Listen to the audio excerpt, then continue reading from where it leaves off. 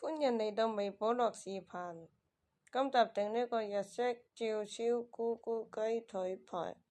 首先準備雞腿排、蘑菇、青葱、橄欖油或者植物油、照燒醬、醬油、砂糖、味醂、蒜末、薑末。喺一個細碗中將醬油、砂糖、味醂、蒜末同埋薑末混合均勻成為照燒醬。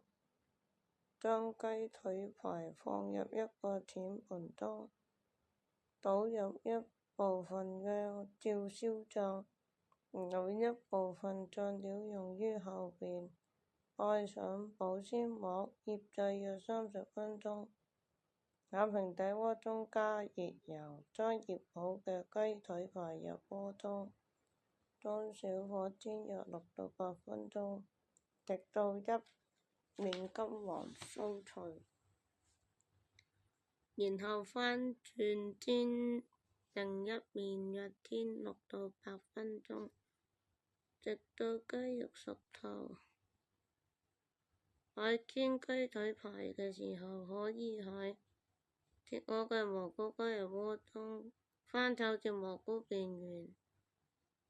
當雞腿排熟透後，倒入剩下嘅照燒醬，